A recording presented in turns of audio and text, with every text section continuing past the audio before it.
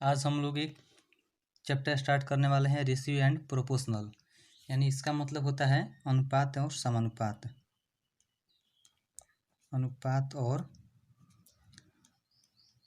समानुपात। चलिए हम इसको काफ़ी सिंपल वे में समझेंगे, आखिर ये अनुपात और समानुपात होता क्या है। इस वीडियो को लास्ट तक ज़रूर देखें और आपको मैं क्लियरली बोलता हूँ कि आपको पूरा ये कंसेप्ट इसका समझ में आ जाएगा। तो चलिए हम लोग वीडियो को शुरू करते हैं। सबसे पहला आता है इसमें अनुपात। अनुपात होता क्या है, उसके बाद हम समानुपात पे बाद में बात करेंगे। तो अनुपात का मतलब मान लीजिए कोई यहाँ पे लिखता है 2/5, तो 2/5 लिखे या इसको 2:5 लिखे, बात बराबर होता है। इसी को हम लोग अनुपात बोलते हैं। देखिए 2:5 का तात्पर्य ये होता है, मान लीजिए कोई रैंडम नाम ले, जैसे राम एक नाम ले लेते हैं, एक श्याम नाम ले लेते हैं।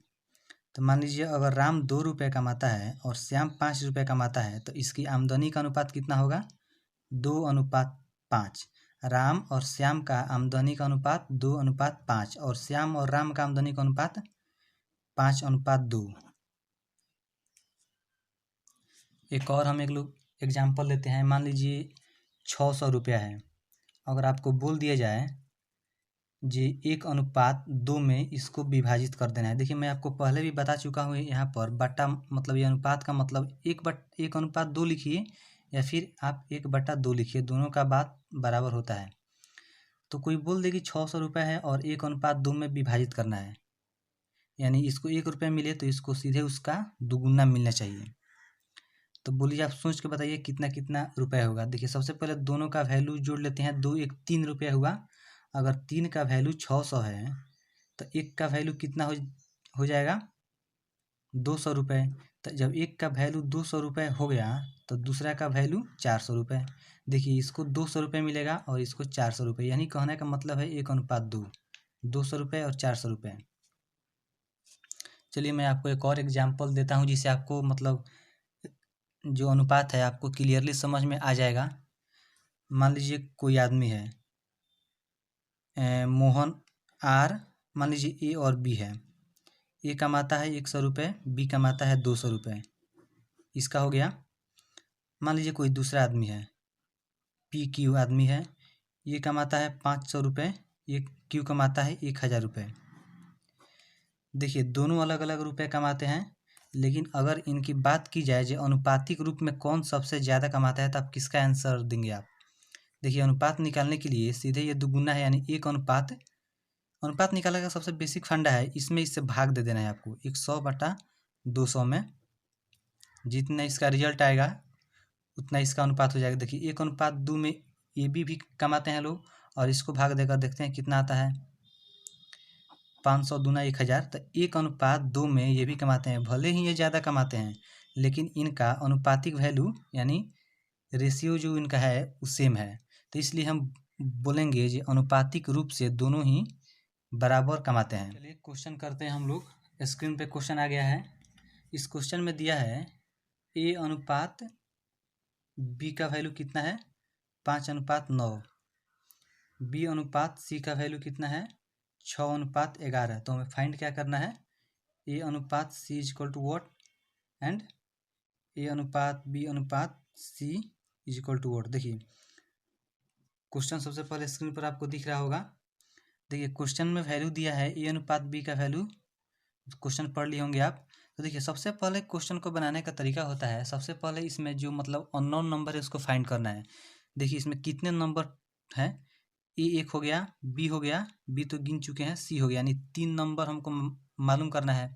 तो सबसे पहले क्या करते हैं हम? देखिए सब अनुपात में लिखा है, तो ए अनुपात बी अनुपात सी यहाँ पे लिख दिया, यानी 3 नंबर हमको मतलब इसमें केवल 3 ही नंबर ना है, ए बी और सी, कोई डी या फिर क्यू या फिर जेड फैट मतलब कुछ दूसरा तो है नहीं। तो 3 नंबर सबसे पहले लिख देते हैं इस पर। उसके बाद जितना जितना मान दिया होगा उतना उतना मान लिख देते हैं। ए अनुपात बी का मान कितना है? 5:9। ठीक है। उसके बाद दिया है बी अनुपात सी का वैल्यू कितना है? 6:1। तो देखिए इसके नीचे लिखेंगे बी अनुपात सी का वैल्यू, यानी बी के जगह पर 6 और सी के जगह पर 1। सॉरी 11 है क्वेश्चन में, शायद 11, हाँ 11 हो गया। तो पूछ रहा है ए अनुपात सी और ए अनुपात बी अनुपात सी। तो देखिए सबसे पहले हम लोग यहाँ का नंबर फाइंड करना है, यहाँ भी कुछ रहेगा। तो देखिए यहाँ पे क्या लिखाएगा, इसके जो सबसे करीब होगा ना उसी को लिख देंगे, यानी इसके सबसे करीब ई वाला लाइन में 9 है तो 9 को लिख देंगे यहाँ पे। इसके सबसे करीब यहाँ पे 6 है ई वाला लाइन में तो 6 लिख देंगे और इसको गुना करा देंगे। 6 पचे 30 अनुपात 9 छक 54, 11 नवा 99। देखिए इतना अनुपात हो गया। अब बोल देंगे कि ए अनुपात सी का वैल्यू, ए का वैल्यू है 30, बी और सी का वैल्यू है 99। देखिए सबसे पहले इसको कैंसिल आउट कर लेते हैं। ये ऐसा कोई नंबर है जो तीनों को कैंसिल आउट कर दे। चलिए हम 3 से काट देते हैं इसको। 10 तिरका 30, 18 तिरका 54 और 33 तिहाई 99। देखिए ए का वैल्यू कितना आ गया 10 और बी का वैल्यू 18 और सी का वैल्यू 33। अब कोई भी क्वेश्चन पूछे ए अनुपात सी का वैल्यू पूछे, ए अनुपात ए का वैल्यू कितना है 10, सी का वैल्यू कितना है 33, ए अनुपात सी का वैल्यू 10 अनुपात 33। फिर सी अनुपात ए का वैल्यू पूछे 33 अनुपात 10। फिर ए अनुपात बी अनुपात सी का वैल्यू पूछे तो ए का जगह पर 1 लिख देंगे, 10 अनुपात 18 अनुपात 33। या बी अनुपात सी का वैल्यू पूछे 18 अनुपात 33, जो का पूछे उसको लिख देंगे हम। चलिए आपको क्वेश्चन मैं ऐसा करता हूँ समझ में आया होगा। चलिए अब नेक्स्ट क्वेश्चन स्क्रीन पे आ गया है। इसमें इसका वैल्यू दिया है ए अनुपात बी का वैल्यू है 5 अनुपात 7 और हमें फाइंड क्या करना है 3a प्लस 5b अनुपात 5a माइनस 2b। तो देखिए ए अनुपात बी का वैल्यू दिया है 5/7। मैं आपको पहले बता चुका हूँ ए अनुपात बी लिखे या ए बटा बी लिखे उसका वैल्यू बराबर आता है। ए अनुपात बी का मान ए बटा बी भी होता है, इसी को अनुपात बोलते हैं बटा। तो देखिए ए का वैल्यू कितना दिया है 5 और बी का वैल्यू 7 दिया है, तो इसका वैल्यू इसमें पुट कर देंगे, इसका नॉर्मली आंसर आ जाएगा यानी 3a। तो 3 गुने ए का वैल्यू कितना है 5 और 5b, बी का वैल्यू कितना है 7। फिर अनुपात है, फिर 5 ए का वैल्यू यहाँ पे देख लेंगे 5 है माइनस 2 और बी का वैल्यू यहाँ पे 7 है, सॉरी 2 × 7, हाँ 5 तिहाई 15 प्लस 7 पचे 35, 50 25 माइनस 7 दूना 14। तो 30 10 40 10 50 हो गया इसका वैल्यू 50 अनुपात 25 में से 14 गया 1 और 10 11, यानी इसका वैल्यू 50 अनुपात 11 आएगा। एकदम नॉर्मल क्वेश्चन है। चलिए अब हम नेक्स्ट क्वेश्चन देखते हैं। नेक्स्ट क्वेश्चन में दिया है ए अनुपात बी का वैल्यू 2/9 अनुपात 1/3 और बी अनुपात सी का वैल्यू 2/7 अनुपात 5/4 दिया है और डी अनुपात सी का वैल्यू दिया है 7/10 अनुपात 3/5। तो इसको हम कई तरीके से सॉल्व कर सकते हैं और क्वेश्चन में पूछ रहा है ए अनुपात बी अनुपात और सी अनुपात का वैल्यू, ए अनुपात बी अनुपात सी का वैल्यू फाइंड आउट करना है। तो चलिए सबसे पहले हम इसको इजी कर लेते हैं। देखिए ए अनुपात बी का मतलब आपको पहले ही बता चुका हूँ ए बटा बी होता है, तो हम क्यों नहीं 2/9 ए बटा बी का मतलब इसको भागा बोलते हैं, तो भागा देंगे तो 1/3 आएगा। तो ए अनुपात बी जब 2/9 होता है, जब भागा जब गुना में पलटता है तो अंश हर हो जाता है और हर अंश हो जाता है, तो 3/1 आएगा, यानी 3 से कैंसिल आउट हो जाएगा 3 मर्त में, तो 2/3 आ जाएगा, यानी ए अनुपात बी का वैल्यू 2/3 आ गया। चलिए एक सिंपल वाला आ गया। इसी तरह हम बी अनुपात सी का वैल्यू निकाल लेते हैं। तो बी अनुपात सी का वैल्यू आ जाएगा 2/7। जब ये भागा में है, चलिए इसको हम सिंपल ही लिख देते हैं, भागा 5/14। जब इसको हम सिंपल करेंगे 2/7 गुना 14/5, तो 7 दूना 14 यानी 4/5 आ जाएगा। तो बी अनुपात सी का वैल्यू कितना आ जाएगा 4/5। एक ये वैल्यू हमको फाइंड आउट हुआ।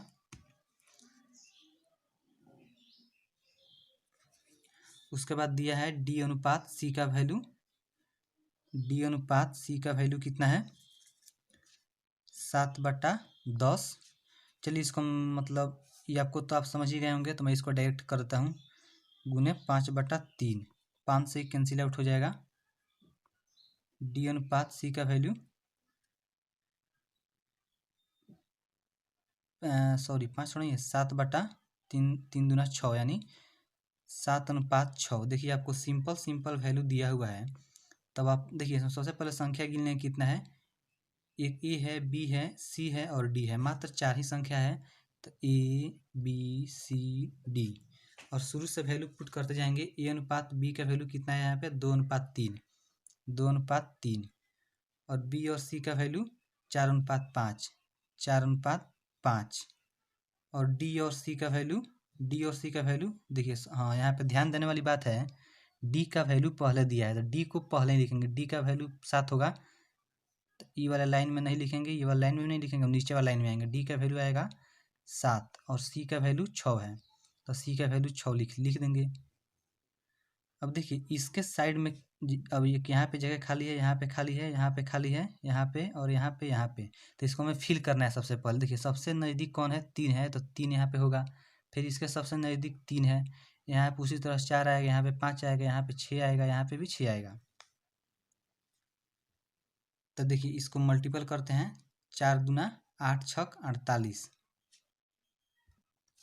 इसको मल्टीपल कर लेते हैं 6 चौका 24 तिहाई 72 यानी अनुपात का साइन दे देते हैं, सब अनुपात रहेगा।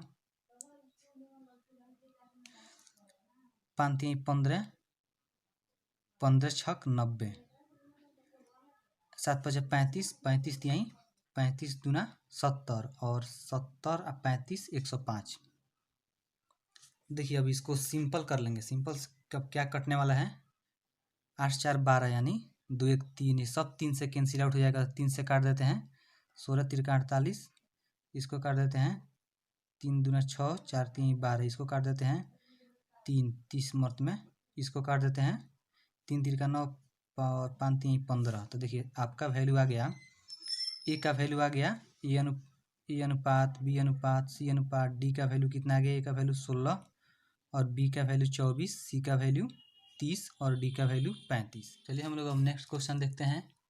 क्वेश्चन स्क्रीन पे आ गया आपके और क्वेश्चन में बोल रहा है ए बी से 40% अधिक है, बी सी से 20% कम है, तो ए अनुपात बी अनुपात सी का मान निकालें। तो देखिए सबसे पहले इसमें कितना राशि है, ए है, बी है और सी है। तो सबसे पहले हम इसको यहाँ पे लिख लेते हैं ए अनुपात बी अनुपात सी। तो सबसे क्वेश्चन में पढ़ी ए बी से 40% अधिक है, यानी ए जो है ना वो बी से 40% अधिक है। तो पहले बी मालूम रहेगा तभी ना हम ए को निकालेंगे जो कितना अधिक है कितना कम है। तो मान लीजिए बी का वैल्यू है 100। अब देखिए क्वेश्चन बोल रहा है ए बी से 40% अधिक है, यानी जो ए है ना बी से 40% अधिक है तो 100 होगा तो इसका वैल्यू कितना आ जाएगा 140, यानी इसको अनुपात में कर लेते हैं। तो फिर नेक्स्ट स्टेप दे रहा है बी सी से 20% कम है, यानी जो बी है ना वो सी से 20% कम है। तो पहले सी मालूम रहेगा कितना है, उसके बाद ना बी फाइंड करेंगे। तो सी का वैल्यू मान लेते हैं 100। अब बोल रहा है बी सी से 20% कम, यानी 100 होगा तो ये होगा 80। यानी देखिए एक यहाँ पे खाली है एक यहाँ पे खाली है, तो इसके बगल में 80 लिखा जाएगा, इसके बगल में 100 लिखा जाएगा और इसको गुना कर देंगे। तो देखिए सबसे पहले इसको 0 से 0 कैंसिल आउट करते हैं, सभी में 0 है, कॉमन अगर कैंसिल आउट हो जाएगा। इसको ऐसे ही लिख देते हैं 14 गुना 8, 10 गुना 8 अनुपात 10 गुने 10। चलिए इसको अब कैंसिल आउट करते हैं। ये देखिए 2 से कैंसिल आउट हो जाएगा 7, ये भी 2 से कैंसिल आउट हो जाएगा 5 और ये 5, फिर 2 से सब कैंसिल आउट हो जाएगा। तो चलिए फिर 2 से कर देते हैं, इस 5 हो जाएगा, फिर ये 4 मर्त में हो जाएगा, 4 दूनी 8 हो जाएगा, 7 दूना 14 अनुपात 5 चौका 20 अनुपात 50 25। देखिए ए का वैल्यू कितना आया 14, फिर बी का वैल्यू 20 और सी का वैल्यू यानी ए अनुपात बी अनुपात सी का, यानी ए और बी और सी का वैल्यू कितना आया 14 अनुपात 20 अनुपात 25। चलिए अब नेक्स्ट क्वेश्चन देखते हैं और नेक्स्ट क्वेश्चन में है 5 9 और 12 का चतुर्थानुपाती बताएं। तो देखिए एक नया शब्द आया है चतुर्थानुपाती। चतुर्थानुपाती। देखिए चतुर्थानुपाती का मतलब क्या होता है, दिया है 5, 9 और 12 का चतुर्थानुपाती क्या होगा।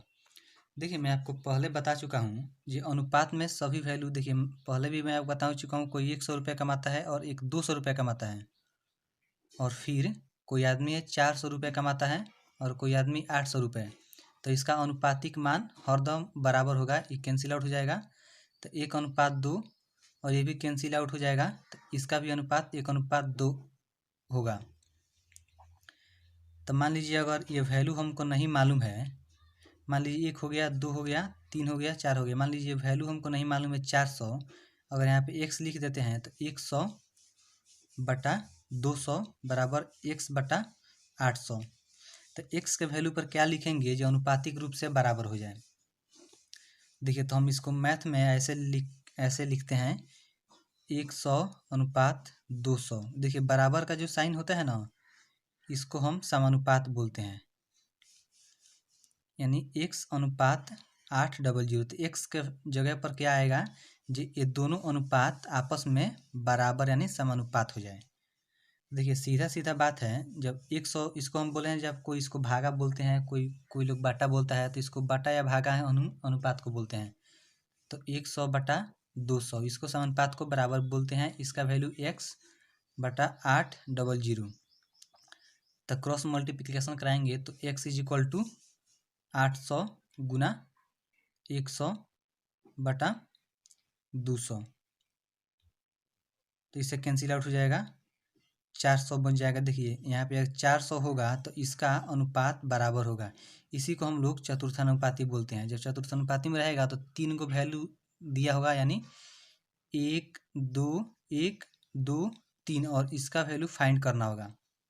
इसी का कितना लोग सूत्र लिखते हैं, चतुर्थानुपाती का सूत्र होता है B क्रॉस C/A। तो देखिए इस सूत्र से कोई मतलब नहीं है, कॉन्सेप्ट अगर सही समझ में आएगा तो सूत्र कोई काम नहीं होगा।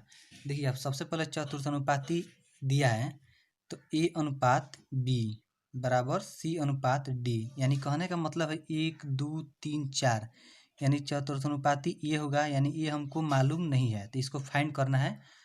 अब क्वेश्चन में दिया है 5, 9 और 12 का चतुर्थानुपाती निकाले, सॉरी 12 रहेगा यहाँ पे, हाँ। तो देखिए ए का वैल्यू हो गया 5, बी का वैल्यू हो गया 9 बराबर सी का वैल्यू हो गया 12 और डी का वैल्यू हो गया, डी यानी चतुर्थानुपात निकालना है, तो डी का वैल्यू मान लेते हैं x। तो x का वैल्यू अगर फाइंड आउट करेंगे तो x का, तो क्रॉस मल्टीप्लिकेशन होगा 5x = 12 गुने 9, x = 12 गुने 9/5, तो 12 9 ये 108/5। देखिए x का वैल्यू 108/5 आ गया, यही इसका चतुर्थानुपात। देखिए अगर आप फार्मूला से अगर याद करेंगे B क्रॉस C/A, तो B का वैल्यू पुट कीजिए, A का वैल्यू ये है, B का वैल्यू 9 है 9, फिर C का वैल्यू पुट कीजिए A B C 12, फिर A का वैल्यू ढूंढिए आप, A का वैल्यू है 5, इसका ही वैल्यू उतना ही आएगा, लेकिन आप कॉन्सेप्ट के जरिए बनाएंगे इसको तो काफ़ी ईजी होगा। अगर कोई भी अनुपात आपसे एग्जाम में आएगा तो उसको बना देंगे आप।